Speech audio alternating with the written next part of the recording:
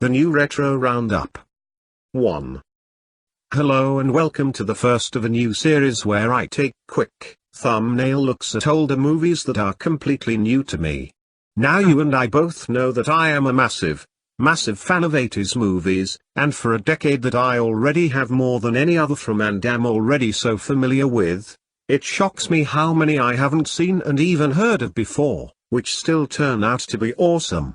I gave two such films, The Boojans and Oh Heavenly Dog, longer reviews earlier this year, but the list keeps on growing so much I thought it would be better to adopt a format more similar to the one I use for new modern cinema, just to quickly give my thoughts on flicks that are basically completely new to me. And it's not just 80s movies, even though they're likely to be the main ones. Let's kick off with Breakheart Pass. Charles Bronson is a criminal caught by a U.S. Marshal just before the latter takes off on a military train bound for an isolated outpost devastated by a deadly disease. But it soon becomes apparent that someone intends to make sure many on the train will not reach their destination. This was a pretty solid and entertaining Western murder mystery/action thriller with a good cast including Richard Crenna, Ben Johnson, and Charles Durning. Enjoyable. I give Breakheart Pass a strong B+. Death Hunt.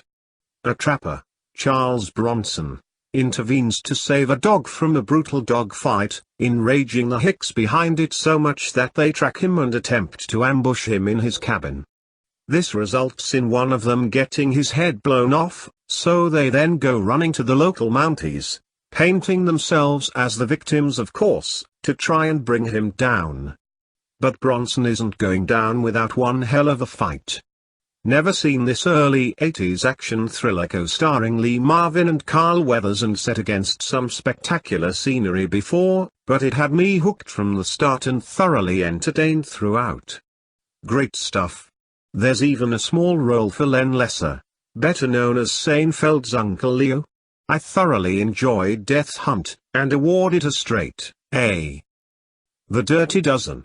Lee Marvin is a major in World War II, rather reluctantly tasked with assembling a team of convicted criminal soldiers, all of whom are facing either the death penalty or life in prison, for a near-suicidal mission to assassinate scores of high-ranking Nazi officials at a French chateau. An excellent cast including Charles Bronson, Donald Sutherland, Ernest Borgnine and Telly Savalas co-star in this late 60s action thriller that is probably the best 60s film I've seen thus far. It's long, 2.5 hours, give or take, but never drags and kept my attention throughout. Great cast, great story, great climax.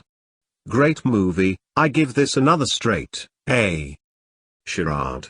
Audrey Hepburn is a young woman whose husband, who she's already planning to divorce, turns up first murdered and then to not be who she thought he was. It soon transpires that some very dangerous people want what they claim he stole from them, and now they think she's got it. Cary Grant co-stars in this mid-60s thriller that I really enjoyed for the most part. It has to be said, much of the romantic comedy banter stuff between Hepburn, who I otherwise rather liked, and Grant is painful and cringy as hell, but the mystery, thriller stuff, which is thankfully most of the film, stands up well, buoyed further by an excellent supporting cast including Walter Matthau, James Coburn and George Kennedy, all younger than I've ever seen them before lol. All in all I rather liked this and give it a B+. The Magnificent Seven. A small farming community terrorized by outlaws who steal most of their crops hire a group of gunslingers to fight back. Yul Brynner leads a fine cast: Steve McQueen, Charles Bronson, Robert Vaughn, James Coburn, in this surprisingly still very entertaining and pacey 1960 Western action-adventure. Good fun, I enjoyed it and give it a solid B. Silent Rage. A mad scientist uses a wonder drug designed to speed up the body's natural healing to be basically automatic on a fatally wounded psycho killer. Now I'm not a scientist, but even I can see the potential flaw in that plan.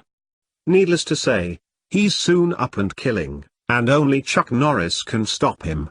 Very silly but pretty entertaining mid-80s action horror hybrid, only slightly spoiled by a really annoying female lead and a somewhat anticlimactic ending.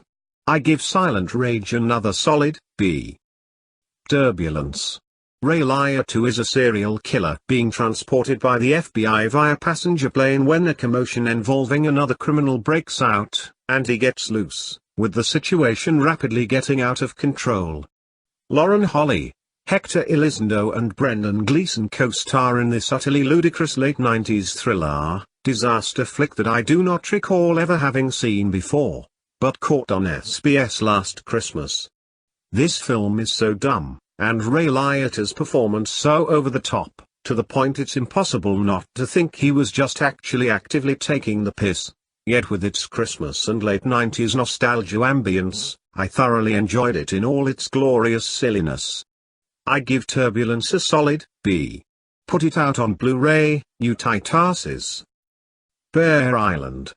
A scientific team head to a remote island that once served as HQ to Nazi U-boats during World War II to study climate change, only to find conspiracy and murder somehow linked to the island's dark past awaiting them. This entertaining late 70s thriller based on the Alistair MacLean novel is buoyed by the spectacular and atmospheric location as well as an excellent cast including Donald Sutherland, Vanessa Redgrave, Christopher Lee and Lloyd Bridges, though I must confess to having difficulty taking the latter seriously after Airplane and the Hot Shots movies. I give Bear Island a strong A-. Lifeforce. Astronauts carrying out a scientific study of Halley's Comet are more than a little surprised to find what appears to be an alien spacecraft within it, and within that, along with hundreds of corpses of strange bat-like creatures, 3 perfect human specimens, 2 men and a woman, in suspended animation. When the 3 reach Earth, they soon awake and begin sucking the life from their victims, spreading a plague that soon overwhelms London and threatens to destroy the world. Most remembered today for the hot young alien chick wandering around completely starkers for a large portion of the film. This completely bonkers British sci-fi horror flick starring Steve Railsback, Peter Firth, Frank Finlay and Patrick Stewart could only have been made in the 80s. Having never seen Firth in anything but Spooks before, I was particularly amused by his presence here. So that's what Harry got up to in the 80s. No wonder he was made head of MI5 and so coolly dealt with all those spies and terrorists. He'd already seen off fucking space vampires. I'm not sure if this movie is brilliant or terrible, but it's certainly entertaining and I give it a strong B+. The New Kids. The teenage son and daughter of an army colonel are forced to go live with relatives in a small town in Florida when their parents are killed in a car crash. As if the culture shock of their new lives isn't enough, things get even worse when the girl attracts the unwanted attention of several members of a notorious local teen gang, and they don't take kindly to being rebuffed, beginning a campaign of harassment and intimidation. The brother decides he's had enough and retaliates and puts them in their place, but standing up to these bullies only enrages them further, and the teen siblings soon find themselves fighting for their very lives. I've never seen this mid-80s flick before, or even heard of it till recently, but it's a thoroughly enjoyable thriller with a decent cast including Lori Loughlin, Eric Stoltz and cult fave Tom Atkins, albeit for about 5 minutes, but stealing the show is undoubtedly a young James Spader as the main villain, already leaving teeth marks in the scenery as the drug-snorting, leering, unbelievably narcissistic and just plain deranged leader of the gang. He and his cohorts are so thoroughly, irredeemably loathsome at the last act, in which their attempts to murder the siblings in cold blood backfires and each of them gets taken out in true grisly 80s movie fashion, is enormously satisfying. This movie is awesome. And I must spare a moment to mention the Blu-ray slipcover, designed to look like a videotape is coming out of the suitably battered, clearly original 80s VHS rental cover art design. Glorious. I give the New Kids a well happy straight A.